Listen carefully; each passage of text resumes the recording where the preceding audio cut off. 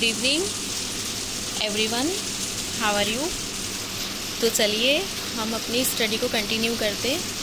तो कल स्टूडेंट हमने आप लोगों को फीमेल रिप्रोडक्टिव सिस्टम के बारे में बताया था और इसका डायग्राम भी बताया था। एक बार फिर से डायग्राम देख लेते हैं। तो आई होप सबने स्क्रीनशॉट लिया होगा कल और डायग्राम की प्रैक्टिस की होगी। ये इंपॉर्टेंट है, इसकी प्रैक्टिस कर लेना अच्छे से। तो एक बार कल का रिवाइज कर लेते हैं जो कल हमने आपको बताया था। तो कल हमने आपको ओवरीज के बारे में बताया था, अंडाशय के बारे में हमने बताया था कि जो अंडाशय होते हैं वो प्राथमिक लैंगिक अंग होते हैं जो कि किसी भी बालिका में उसके जन्म से पहले भ्रूणावस्था में ही बन जाते हैं। जब वो गर्भ में होती है तभी उसमें अंडाशयों का विकास हो जाता है। और अंडाशय कहाँ पाए जाते हैं? किडनी के नीचे और यूट्रस के दोनों ओर, वृक्कों के नीचे और गर्भाशय के दोनों ओर अंडाशय पाए जाते हैं, जो कि 2 सेंटीमीटर लंबे, 2 सेंटीमीटर चौड़े और 1 सेंटीमीटर मोटे होते हैं। इसके अलावा अंडाशय का एक पार्ट दबा हुआ होता है जिसे हाइलस या नाभिका कहते हैं, और इनसे क्या होता है, प्रोजेस्टेरोन और एस्ट्रोजन नामक हार्मोन का स्रावण होता है, जिससे क्या होता है, द्वितीयक लैंगिक अंगों का विकास होता है और अंडोत्सर्ग की क्रिया होती है। अंडोत्सर्ग की क्रिया में क्या होते हैं, अंडे बनते हैं बालिका के अंदर। तो अब हम अंडाशयों की ओतिकी को एक बार रिवाइज कर लेते हैं। तो हमने कल आपको बताया था कि अंडाशय जो होते हैं एक त्रिस्तरीय संरचना होती है।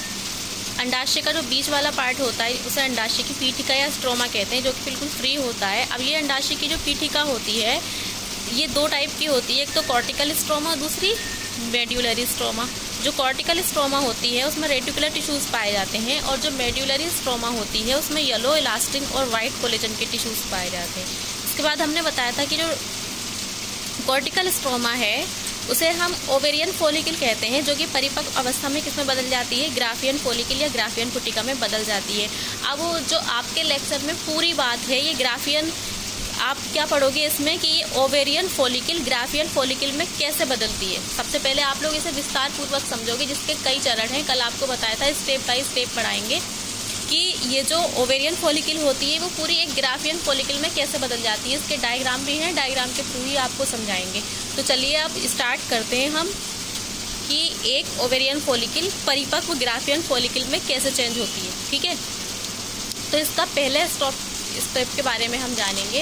इसका जो पहला स्टेप होता है वो क्या होता है, ग्राफियन पुटिका का परिपक्वन और ओवोल्यूशन या अंडोत्सर्ग। तो अभी अंडोत्सर्ग को छोड़िए, सबसे पहले ये समझिए कि ग्राफियन पुटिका का परिपक्वन कैसे होता है। तो जो अंडाशय की जो पीठिका होती है, स्ट्रोमा होती है, जब किसी बालिका का जन्म भी नहीं होता है, जन्म से पहले ही उसमें क्या होता है, उसकी स्ट्रोमा में बहुत सारे अंडाणुजन बनने लगते हैं। अब ये जो अंडाणुजन बनते हैं इनकी जो संख्या होती है एक स्ट्रोमा में उस समय कितनी होती है, 2 लाख से 20 लाख के बीच में होती है। तो इतने सारे अंडाणुजन बनते हैं, 2 लाख से 20 लाख के बीच में अंडाणुजन बनते हैं। तो ये जो अंडाणुजन होते हैं, 20 लाख अंडाणुजन में से बहुत सारे अंडाणुजन तो अक्रिय हो जाते हैं, मोस्टली इनएक्टिव हो जाते हैं। बहुत सारे अंडाणुजन कैसे हो जाते हैं, अक्रिय हो जाते हैं, जिन्हें क्या कहते हैं, मार्गरोधक कहते हैं। अब कुछ अंडाणुजन जो है वो किस में बदल जाते हैं, ग्रोथ करके अंडे में बदलते हैं और फिर से क्या बनाते हैं, प्राइमरी oocyte या प्राथमिक अंड कोशिका बनाते हैं। तो अब ग्राफियन पुटिका के अंदर अंड कोशिका, एक पूर्ण विकसित अंडा, एक पूर्ण विकसित अंड कोशिका कैसे बनता है, अब इसको समझेंगे। तो देखो बच्चों, पहले चरण में क्या होता है, प्रारंभिक पुटिका का निर्माण होता है, फॉर्मेशन ऑफ प्रीमोर्डियल फॉलिकल, प्रारंभिक पुटिका का निर्माण। तो बेटा प्रारंभिक पुटिका का निर्माण कैसे होता है, जो पुटिका कोशिकाएं होती हैं, यानी कि जो इन्हें इंग्लिश में कहते हैं फॉलिकल सेल्स, और फॉलिकल सेल्स को हिंदी में क्या कहते हैं, पुटिका कोशिकाएं। तो बच्चों जो पुटिका कोशिकाएं होती हैं वो पुटिका कोशिकाएं क्या करती हैं, लगातार समसूत्री विभाजन करती हैं, और लगातार समसूत्री विभाजन करके बहुत सारी पुटिका कोशिकाएं बना लेती हैं। अब इनमें से जो एक बीच वाली पुटिका कोशिका होती है वो क्या करती है, पोषण लेकर किसमें बदल जाती है, प्रीमोर्डियल एग सेल में या प्रारंभिक पुटिका में बदल जाती है। ये क्या करती है, केंद्र में पाई जाती है और आसपास की कोशिकाओं से क्या लेती है, पोषण लेती है। अब जो बीच वाली केंद्र वाली कोशिका है उसे हम प्रारंभिक पुटिका कहते हैं, और जो दूसरी कोशिकाएं होती हैं वो प्रारंभिक पुटिका के चारों ओर क्या बना लेती हैं, एक आवरण बना लेती है, एक स्तर बना लेती है। तो हम इस स्तर को पुटिकीय आवरण कहते हैं। यहाँ पर क्या कहते हैं, फॉलिकल लेयर या पुटिकीय आवरण कहते हैं। मैं लिख देती हूँ यहाँ, इस स्तर को हम क्या कहते हैं, फॉलिकल लेयर कहते हैं, पुटिकीय आवरण। और इस सेल को हम क्या कहते हैं, प्रारंभिक पुटिका या प्रीमोर्डियल एग सेल भी कहते हैं। क्लियर इसका पहला चरण। अब इसका दूसरा चरण होता है बच्चों प्राथमिक पुटिका का निर्माण, फॉर्मेशन ऑफ प्राइमरी फॉलिकल। तो अब फॉर्मेशन ऑफ प्राइमरी फॉलिकल में क्या होता है, ये जो फॉलिकल सेल का बाहर वाला स्तर होता है ये लगातार विभाजित होता रहता है और कंटिन्यू विभाजन करके ये क्या करता है 6 से 7 स्तर मोटा कोशिकीय स्तर बनाता है।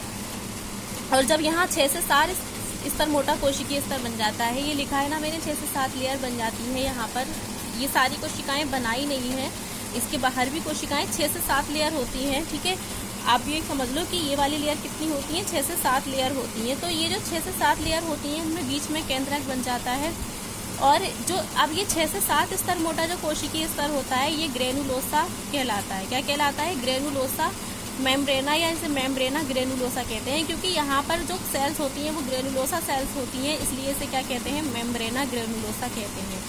अब ये जो मेम्ब्रेना ग्रेनुलोसा होता है, इस मेम्ब्रेना ग्रेनुलोसा में बीच में ग्लाइकोप्रोटीन्स पाए जाते हैं। ये ग्लाइकोप्रोटीन्स जो होते हैं वो क्या, कौन सा स्तर कहलाते हैं? बीच वाला स्तर जो ग्लाइकोप्रोटीन्स यहाँ भरे हुए होते हैं बहुत सारे, तो ये ग्लाइकोप्रोटीन्स का स्तर जो है क्या कहलाता है? Zona pellucida. क्या कहलाता है? Zona pellucida. बच्चे एक बात ध्यान रखना, यहाँ तक जब तक पूरे अंडे का विकास होगा, अब जैसे जैसे बालिका का, जैसे कि आपको बताया कि बालिका के जन्म से पहले क्या होता है? अंडाणुजन बनते हैं, प्रारंभिक पुटिका बनती है, फिर जन्म के बाद ये क्रियाएं दूसरी चलती रहती हैं।